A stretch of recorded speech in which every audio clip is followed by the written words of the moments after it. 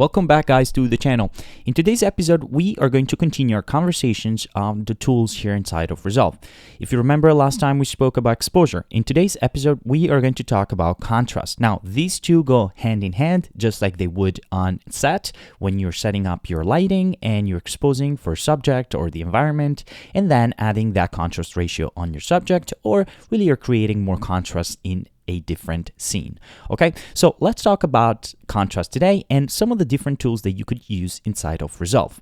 Now, something important to understand is that I am working with color management, so everything inside here is in DaVinci Wide Gamut Intermediate, so it's color managed, so that is something to be aware of, and I do that on every single video. So if you are not working with color management and somehow the feel for every tool feels a little bit different, that is the reason why, because I am working with color management inside of Resolve over here. If you guys don't know what color management is, I would highly suggest to watch the video on my playlist. I talk about that extensively.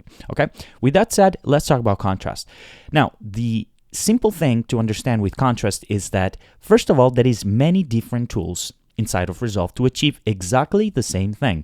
And I don't think you should be obliged to follow strictly just one method or the method that I'm showing you guys. I think you should practice with them. You should kind of have a feel for each tool and then choose one or two that best fit your needs or best fits your process. Okay. The first one I'm going to talk about is the contrast curve over here, or the custom curve, I should say. Now, the custom curve is also my favorite. The reason why, it's because it's very specific and I like to be very, very narrow with the selections I make, and that's what I love about the custom curve over here. Now, you can see that is already a point in here. That is my middle gray, 18% middle gray or correct exposure is already set. If you guys don't know what I'm talking about right now, this is a very important concept in cinematography and should be in color grading as well. Please let me know so I can make a video about 18% middle gray or correct exposure, what it means and why is it important when we are working here in color, okay, or cinematography. Now, with that said, let's get started. Now, you can see here we have our image. First of all, last time we did our exposure. This is the before, this is the after, okay? Now, here on the contrast, this is very simple in the sense that to add contrast, I can take here on my lows, closer to my shadows, I can lower that. And you can see, by the way, in the scopes here in the waveform, what's happening to my shadows. I'm going to take them down a little bit. However, I don't like how this is now sort of clipping, or at least coming very close to it. So what I'm going to do is raise my 0 point over here. So my complete shadows, my blacks, raise them a little bit so I can get what's called a print film sort of increase over here. You can see what's happening in these scopes as well here in the waveform, that I am protecting that from that clipping. All right, so I'm going to raise it to about here, and then I'm going to go not quite as aggressive here to something like that. Okay. Something like that should work. And you can see already what's happening the before and after. This is the before, this is the after. And now I'm going to do the same here on the highlights. I'm going to first of all lower that a little bit. So I'm protecting that. I'm going to go to that limit of like 896 rather than going above 1023 or clipping my highlights. I'm going to actually go a little bit more to something like that. And I'm going to raise now, okay? I'm going to raise a little bit my shoulder over here, so we go a little bit higher, and you can see now what's happening. This is the before, this is the after, and you can see that we have achieved much more contrast in our image. Now, if the print black is a bit too aggressive over here, I can also go a little bit lower, something like that, lower this, and you can see this is the before, this is the after, okay? So we can achieve this very, very quickly. Once again, I love this method because it allows you to be very, very narrow with your selections and make very informed decisions. That's why I love this method. Now, we can reset this. You can also right click, by the way, on points just like this, and that would reset the point, as you can see. And then I can take this to 0. I can take this all the way up here. And you can see that we are back to the way we were in the beginning. And we kept that middle gray over here. So once again, by right-clicking a certain point, say if you add a point you don't like any longer, you don't have to always go and reset your node grade. You can just right-click on that point and that resets it. Okay, now this is the first method. Another very popular method, which is something I see quite extensively, or at least in my circle, is the lift and gain method.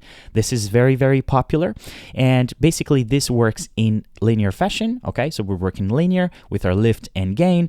What's very common here to do is probably lower my gain a little bit, okay? So go to the left and then go to the right with my gain to add further contrast. And you can see that this works very well in a linear way. And we can see that if I make this full screen, this is the before, this is the after. And we actively added contrast this way. Nothing wrong with it. I also use it myself. It's great, but it's not my preferred method to go about it. And then we can also reset this as well. I'm using my panel over here and resets it back to the way it was.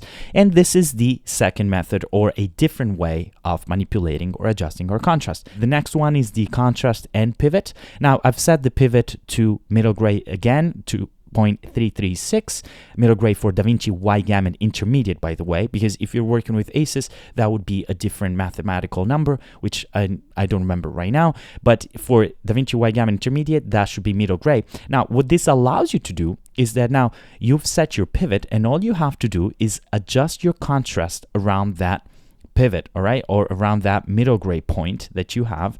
And this is great because now you're not biasing your decisions. And if you're working with a look or with a lot of clips, right, you're not taking that up and down and biasing your grade. Okay, so now you can go here, you can see this is negative contrast, so we're in fact decreasing contrast. As you can see, this is the before, this is the after, or you can go in a positive fashion and then increase contrast. You can see keeping that pivot, okay, intact. Now, you don't necessarily have to do this with your pivot, but I would highly suggest if you do want to keep middle gray intact.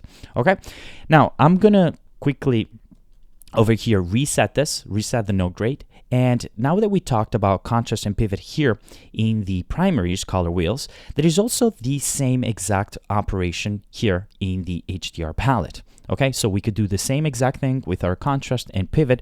We can reset this, by the way, to 0.336, okay? So you can see that we are keeping our middle gray point in our pivot, and then we can start adding or subtracting contrast. And you can see I can add contrast over here, or I can subtract contrast. Now, why would I use this compared to something like this one, whereas here in our color wheels, why would I use it here on the HDR palette? Well, there is one big difference between the two. Something that took me a little bit to understand or to notice is that when we are adding contrast here inside of the HDR palette, okay, the big difference compared to doing it here in our color wheels is that once we add contrast, we are not actually adding saturation. We're only affecting the contrast, not the saturation as well. Now, the same cannot be said for this one, for the primaries color wheels.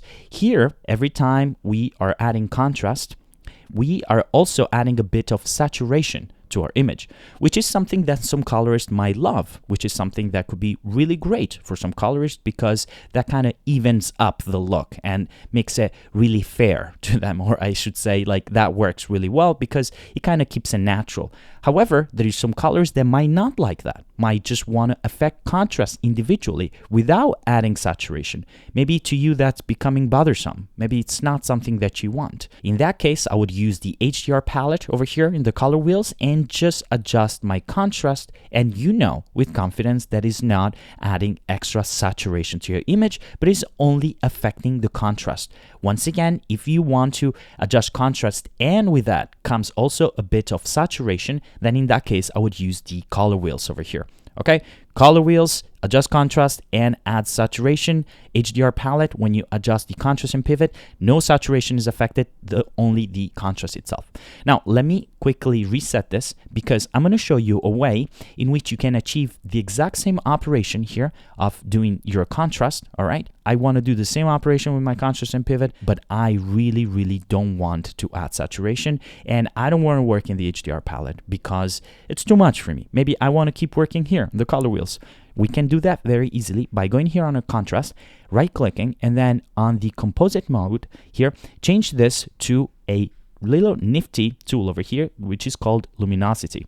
Once you change it to luminosity over here, and now you start adjusting your contrast here in your primary color wheels, okay? And we keep adding contrast to it. You can see that now we're doing the exact same operation we were doing in the HDR palette, in which we are adding contrast, but we're not adding any saturation with that contrast increase. So that is a little bit of a trick over here that you could use. It's really up to you if you want to utilize it or not, but it's just there for you to know. Okay, so that is 3 different tools that we could use to adjust our contrast inside of DaVinci Resolve. Obviously, there is other different ways as well. You can go here and use your log, okay, the primary log wheels. Now, what is the difference between the log wheels and the color wheels? Long story short, basically, there is a bit of overlap here. Every time you adjust lift, gamma, or gain, they overlap with each other. So when you make contrast adjustments, there is always going to be a bit of an overlap between all of them.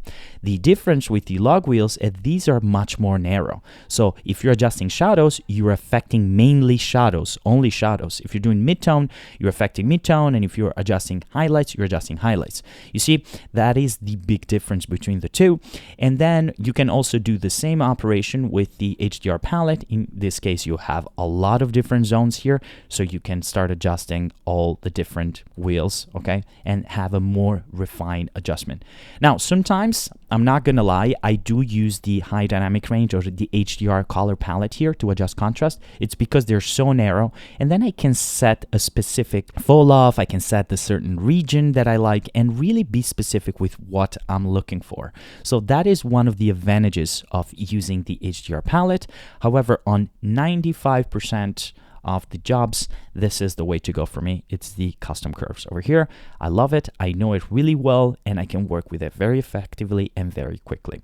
So I hope this tutorial helps you guys. Obviously, as I said in the beginning, don't feel constrained to one tool or like do what other people are doing. I think you should just test them. Take some footage that you've shot and test them all out. See what works best for you. Maybe the HDR, it's not right for you. Maybe it's too much. Maybe you like the lift and gain controls. Maybe you like that method, which is very popular. Maybe you like the contrast curves, maybe the contrast and pivot. Okay, so test them out and see what best fits your needs. Okay, please guys, let me know in the comments if you like this video or if you would like something else, or if you have any suggestions really, and I can make a video about that. Another thing, please guys, make sure to like, comment, and share this video because it helps the algorithm and helps the channel a lot. So thank you guys so much, and I'll see you on the next video. Bye.